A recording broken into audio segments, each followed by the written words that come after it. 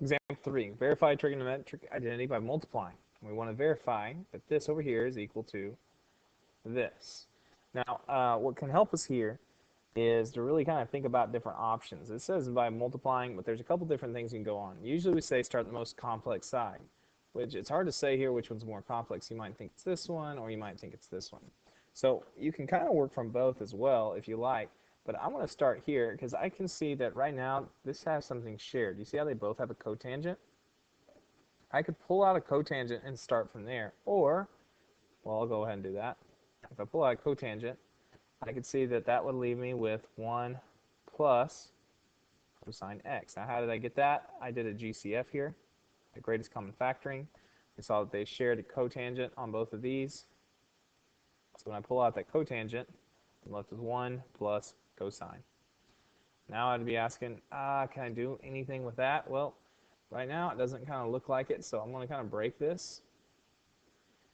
And I might go over here and say, now what could I do on this side? Well, this kind of looks like a conjugate. And it has secant minus 1, which I do know that there's formula with a secant and a 1. I can make this 1 minus secant, moving this over. So I'm actually going to multiply this by a conjugate. I'll do that here. We'll do conjugate. And if I did that, I'm multiplying by secant plus 1. So I have sine x times secant plus 1 over, this would now be secant x minus 1 times secant x plus 1. Now the reason we do a conjugate is because this will simplify over here. And so I'll just do simplify now. That's my next step. So when I simplify this, I would have sine. You know what? I might not even distribute that yet. I'm going to this right here when we do the conjugate. This becomes secant squared x. Because remember, you multiply that. It's kind of going through FOIL. The middle to the O step and the I step would cancel each other out. So it'd be secant squared x minus 1. And that's over the numerator. All right, and I'm just going to leave the numerator as it was. So sine x secant x plus 1. You'll find out in a second why I'm not distributing that, just because you see over here how I GCF'd it. Well, if I multiply that through, it's kind of like not in the same form. So I'll leave it like this for now. All right, let's go back over and think about that Pythagorean identity. We had, on the Pythagorean identity, the one with secant squared. This is secant squared. Have it secant squared minus 1. If you just, let's just think about it here. Secant squared minus 1 is equal to tangent squared. So that's what I'm going to do here. Is I'm going to take this and change it to tangent squared x, which is sine x. Oops, wrong color. Sorry about that. Let's go back here to red. And let me just see if I can copy this. Yeah, I can. I'm just going to clone it and copy it right there. Okay, so I have that. Now, what can I do with this? Well, tangent in the denominator is the same thing as the reciprocal of having cotangent in the numerator. I can get rid of my fraction this way. So tangent can move up, but when you move it from the numerator, you got to take its reciprocal. What's the reciprocal of tangent? Cotangent. So this becomes, again, I'm going to keep this in red because I haven't changed it. So this, clone it again, becomes sine x, but this, when I take the reciprocal, becomes cotangent. So purple here, cotangent squared x. Now, getting closer to the answer here. Cotangent is the same thing as, let's think, psi y cos x. Tangent is y over x, so this is, cotangent is x over y.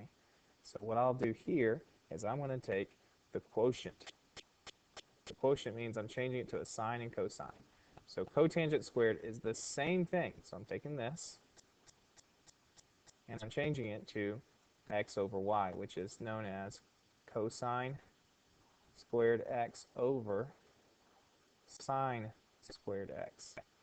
And I also have this, so one more time, I'm just going to clone this down. Just keep on. Okay, so now that I have this written this way, how can I simplify this? The sine x I can take away this sine x. And now let's think about how I can multiply this through. So secant, I've simplified, secant is the same thing as the reciprocal of 1 over cosine. Secant's reciprocal is cosine. So I'm now going to go back to reciprocal one more time. And I'll take secant, this part, and I'm going to change it to 1 over cosine plus 1. And all this is getting multiplied times this part right here. Clone, except whoops. The squared got canceled a second ago, so I'll take that away. So now that I have it in this form, you would distribute this through here, or rather distribute this way. Now notice what would happen when you multiply the first time through, you distribute this. Alright, distribute, and I'm running out of space here. When I distribute this through, this cosine and one of those cosines would cancel, which would leave me with, when I multiply that, I would have cosine squared x over cos x sine x. Let me just put that in right there. And I would also distribute this part through. Plus cosine squared x over sine x. Now, how can I simplify? One more time, we're back to simplifying. So how could I simplify? This cosine would take away this cosine. And over here I don't have anything, but I could rewrite this as this is the same thing as cosine x times cosine x, because it was cosine squared x. So those two are the same things. Now why do I do that? Well, let's think about this. What is cosine over sine the same thing as? Cosine over sine is the quotient form, this right here, is the quotient form of cotangent. So that's cotangent x plus, over here, if I did this again, and I took another one of these, that's another cotangent times cosine x. Now remember what we set off originally to set that equal to? This very thing, just the order being different. Cotangent plus cosine cotangent.